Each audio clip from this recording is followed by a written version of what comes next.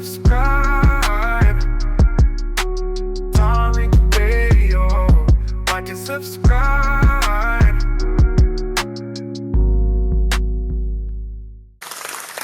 All right, we're in the building. We are in the building, ladies and gentlemen, and a round of applause for you, ladies and gentlemen. A round of applause for you. We up in here. Thank you for tapping in the late night tap in. Glad to have y'all in here. Everybody give a retweet to let everybody know that I am in the building and we are in the building. And we're going to chop it up. Y'all probably thought I wasn't coming on, but I'm here. I was at the museum earlier getting everything ready for the event. We got a very big event happening at the Hidden History Museum this weekend.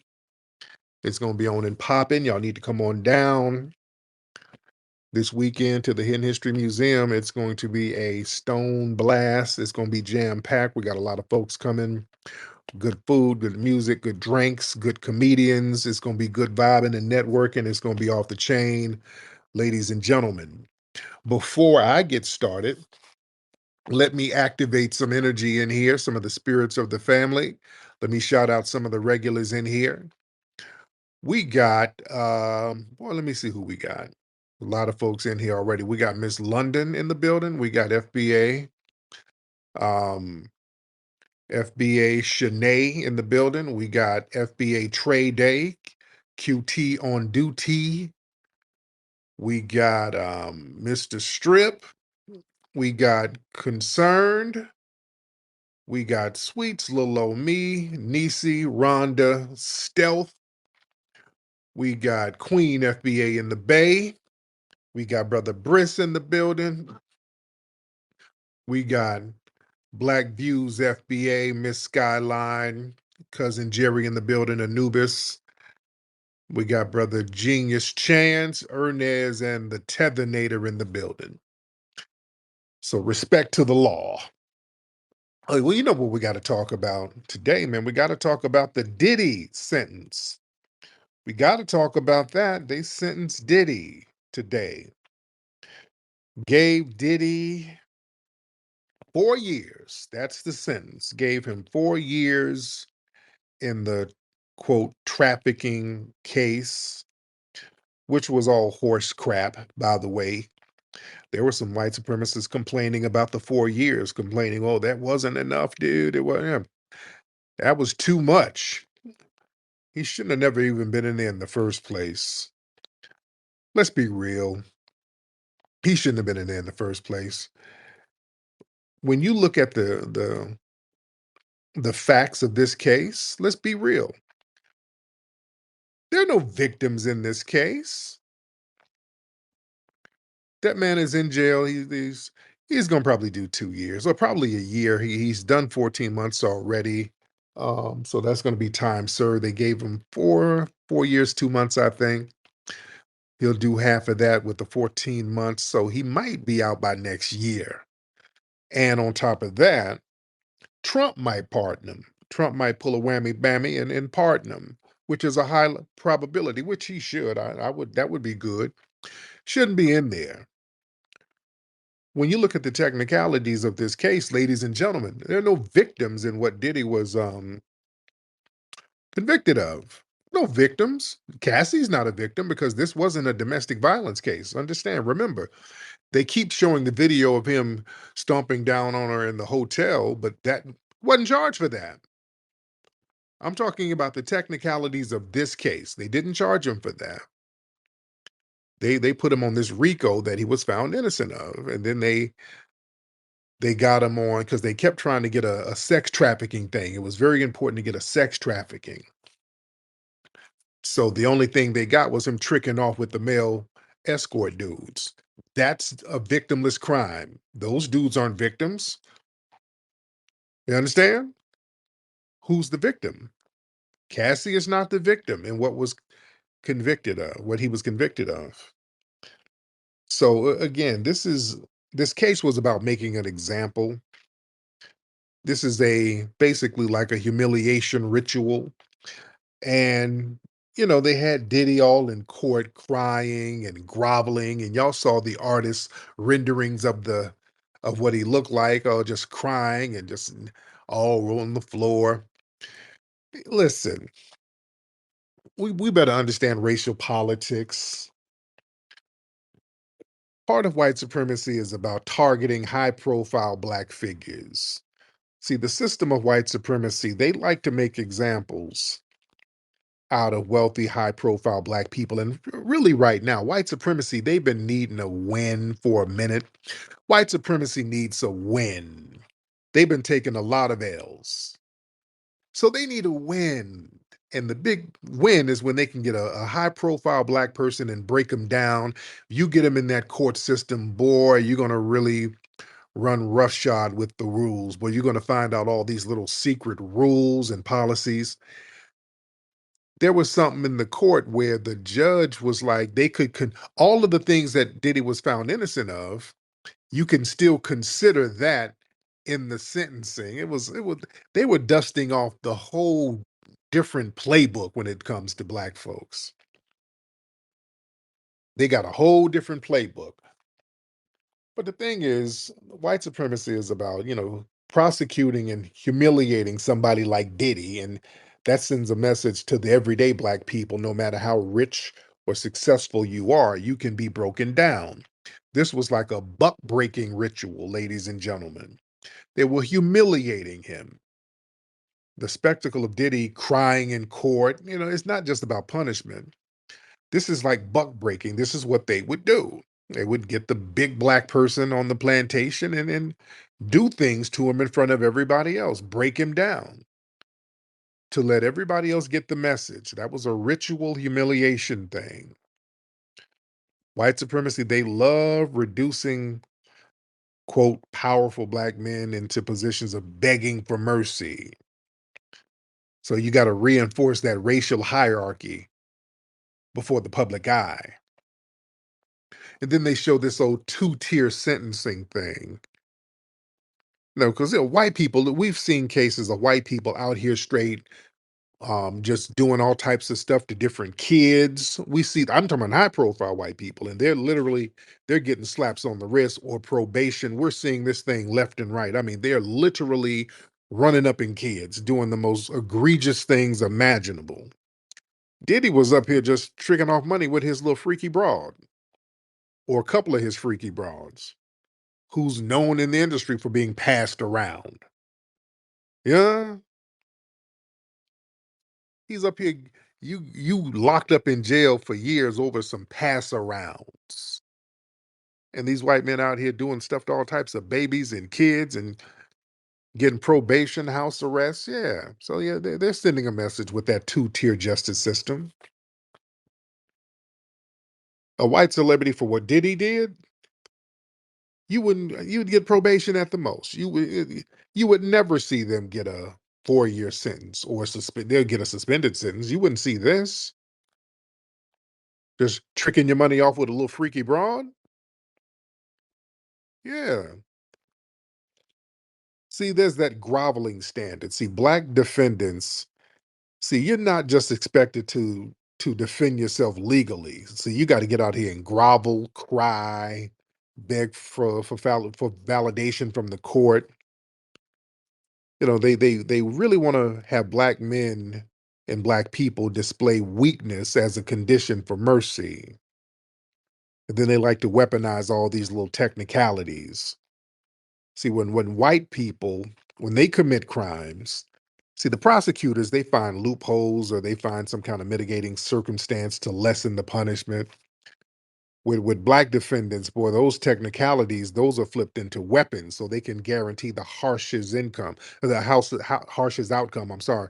And the thing is, with wealth, this thing was about messing with Diddy's money, which they weren't really successful at like they wanted to. They wanted to go ahead and just confiscate all of his assets because if they got a RICO on him, they could have. If they would have got that RICO conviction, I talked about that before. Those assets would have been up for it. Would have been a grab bag. They would have seized everything. So they're mad because they couldn't do that.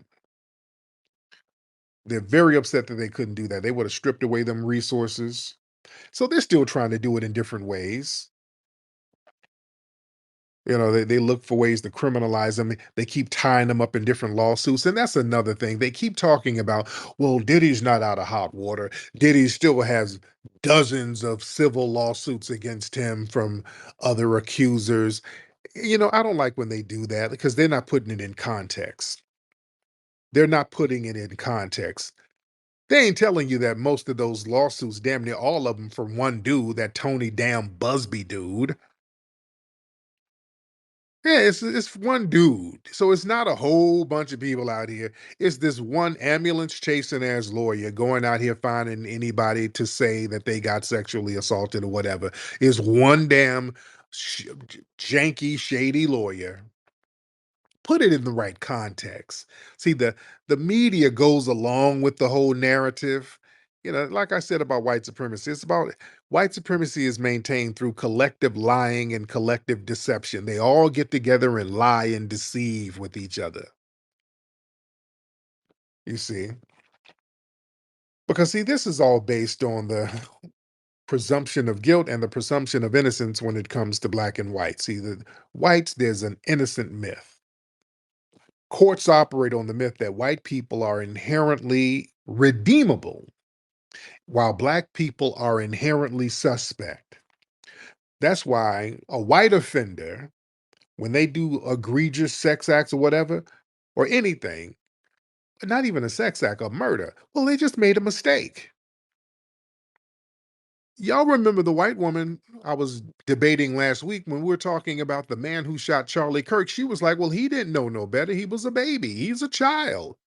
He doesn't know any better. They make excuses for all the things they do. Now, if this was a white dude in this case, they'd be making all types of excuses for him. Well, people make mistakes. Hopefully you've learned your lesson and we're going to let you back out here and just don't do that again. And, we see the good in you. And while black offenders, you're cast as a danger to society. That's what the judge was talking about today when the judge was about to sentence Diddy. He was talking about how, oh, Diddy's a threat. Oh, based on your past actions, you are a threat. So we gotta keep you in there. We gotta keep you in jail. You see? So this is about sending a message to the masses. It wasn't just about punishing Diddy. It was about warning other black celebrities and moguls. See, the system says basically, if you step out of line, oh, we'll drag you down publicly. Oh, we're going to let you know who's running things. Yeah.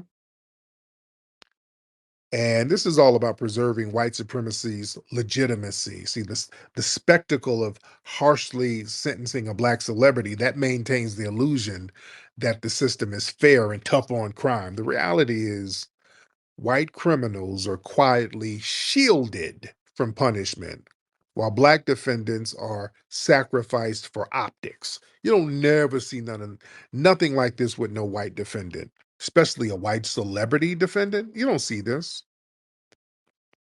at all. And my thing is that that East Indian tether judge, all he was showing out. Oh, that judge was showing out, and he's been on the bullshit from day one. He should have had bail. He didn't give Diddy bail. This judge he was bending over for the prosecution. See, look, y'all got to understand these old melanated model minorities, quote unquote. You got to understand they know what the path to acceptance is. These people covet white acceptance. White acceptance is the most valuable thing ever to some of these people. So these non-melanated immigrants, or these melanated immigrants, I'm sorry, they learn that the quickest way to gain acceptance into white society is to prove that you're not like black people, and you demonstrate that through harsh rulings and anti-black rhetoric and distancing yourself from black struggles. And then what they do, they start overcompensating for white validation. Because listen, these melanated tethers, they know they'll never be fully accepted as white.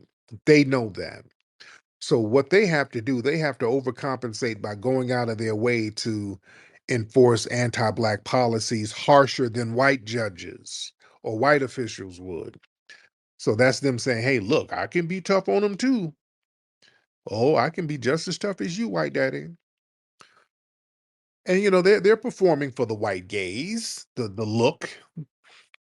See, that judge being harsh, it wasn't about law, that was about performance. He was playing up to the audiences of white elites and white people, signaling loyalty to them. By showing he could punish a wealthy black man without any hesitation. He wasn't going to be lenient at all. See, that judge was auditioning for some curry butter biscuits. Yeah. That he wants promotions, he wants speaking invitations. They know that there's money. These people know, and being harsh to black people and putting the hammer down on black people, there's book deals for you, there's money, there's speaking engagements. This man understands that that's the ticket to some of them white doors. You know what it is? Throwing the book at a famous black man, that's their audition tape for white power structures. And these people, they know that they're the buffer class. Throughout history, the white supremacists, they've always used some of these non-FBA immigrant groups as buffers to police and discipline back black people, whether it's law enforcement, politics, court. These foreigners, they act like middlemen, and they can enforce that system of anti-black policy. And also these people, they have a fear of associating with blackness because they're dark as hell. They had to go out of their way to say, yeah, I'm melanated, but I ain't like them. So I can't show no solidarity with black people. No, no, no. We're gonna get lumped in. So we're gonna go extra hard to prove that we are different and we are deserving of white proximity. That's why we got these Myron Gaines and the Beck. Um, what's that other one's name? Why am I having a brain for it? Dinesh D'Souza, all of them. See, that's the thing. See, these people weaponize their melanin against black people. See, the irony is that these judges and officials, they look like, quote, people of color, but their function is to discipline black people on behalf of whiteness. See, their melanin becomes a shield that masks white supremacy's global function. So they know that they're a shield. So the white supremacists can say, hey, this isn't racism. There was a man of color who was the judge. So how is it racism? How is it white supremacy? It can't be white supremacy. The judge is melanated. He's a person of color too. That's why that people of color stuff, minority stuff, family, we should have flushed that in the toilet a long time ago. We have now because we're on FBA business and we're on lineage business, but we should have flushed that nonsense down the toilet a long time ago. Yeah, it's heavy stuff out here. Mm. But yeah, they got this selective toughness that they want to try to get into. These same judges, they don't show that tough on crime stance when it comes to white offenders. That selective toughness, that's proof that their harshness is not about justice. It's about demonstrating loyalty to whiteness. Yeah. And these people come from these colonized societies themselves. So many of these foreign officials, they replicate that same colonizing psychology that they inherited. So in order to rise, you got to crush the native black population. In America, that translates into proving your loyalty to white supremacy by trying to discipline foundational black Americans. This is why we should be thumbs down on all these immigration policies. Don't you feel ashamed whatsoever for giving the thumbs down to these immigration policies, black people? You don't owe nobody nothing at all because we see what happens when they get around white people and when they get an opportunity to throw us under the bus, that's what they do. We don't owe nobody a damn thing. G Rock, hop on. Y'all start raising the hands. Let me get y'all in here. G Rock, what's happening? It's good, Tariq, man. How you I'm doing? I'm good, my brother. How are you, sir? I'm good, man. Man, what you think about I feel like we gotta destroy the white race, man. We playing soft with them boys. We gotta destroy their ass. Now, how we gonna do that? We gotta conquer them, bro. We gotta they playing psychological warfare with us right now on that Twitter shit. We gotta play psychological warfare with them back. Okay, so how you gonna conquer them? Bro. How you gonna conquer them? I'm telling you how we gonna conquer them. What are you talking about? No, you're not telling me. You're just saying random shit.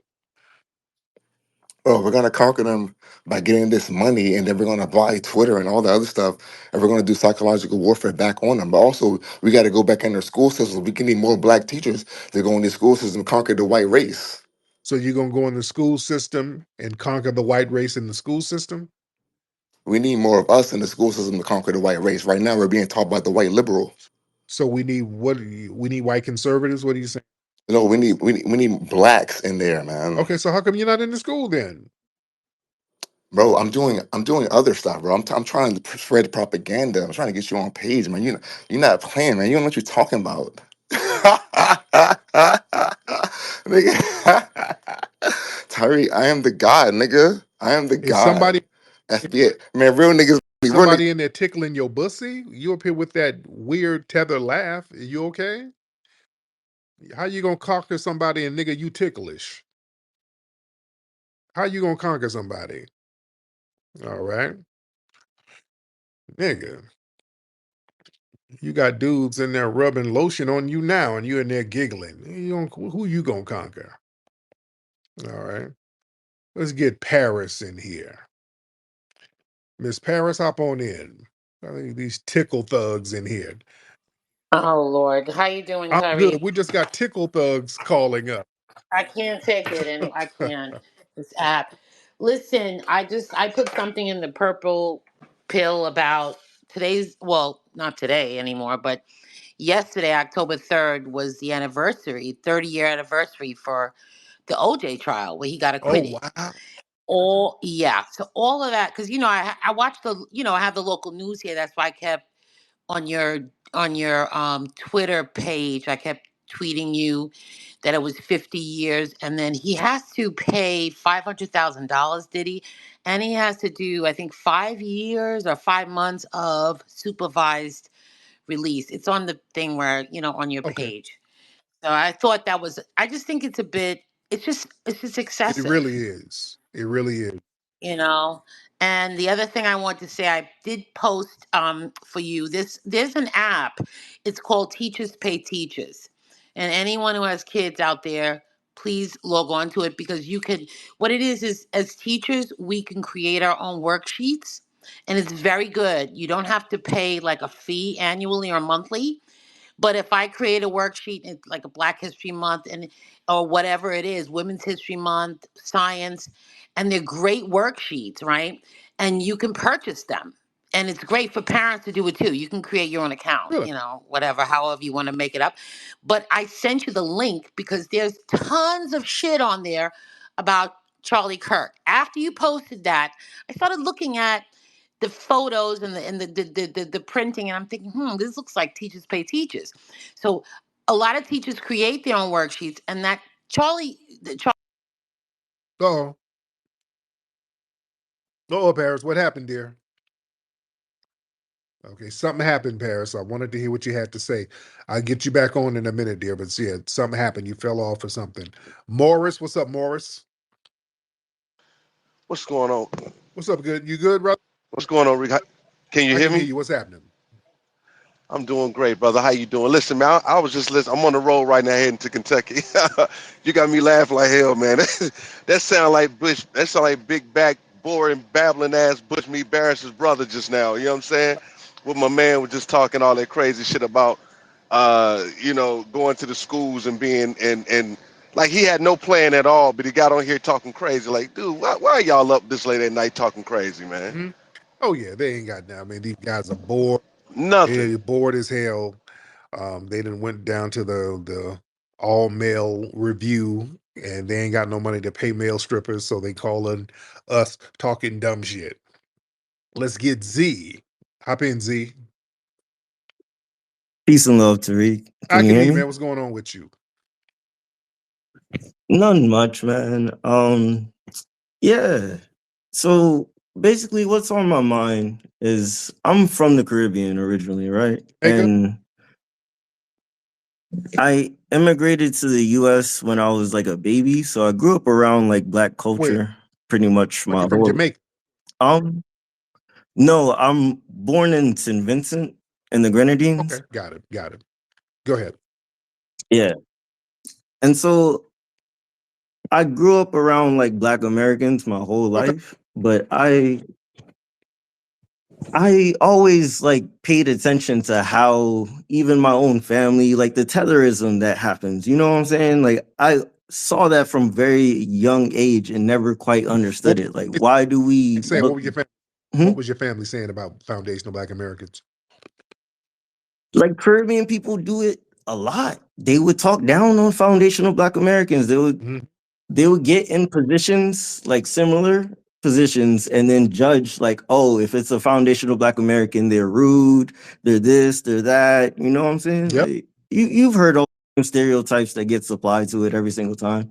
And I never understood, or like I kind of understood it, but I didn't understand like why this keeps manifesting in so many different ways. Like even Hispanic friends, they would always make derogatory remarks around like foundational Black Americans, Black culture.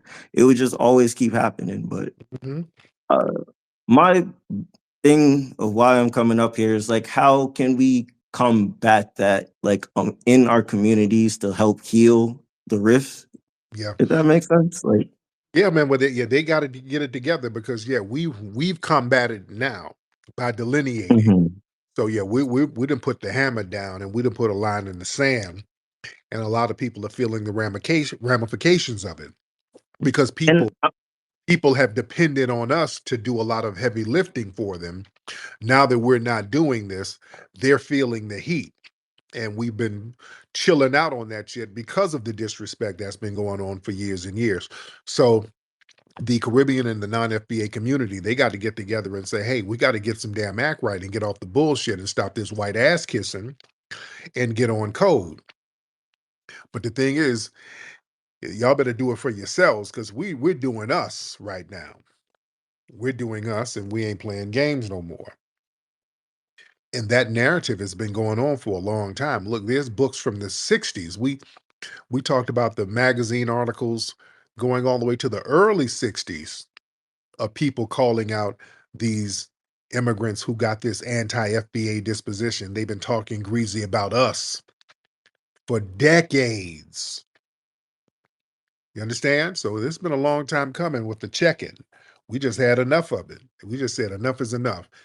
Hey y'all, even at the party, I keep that root work on me. Get your root work now at rootworkstyle.com.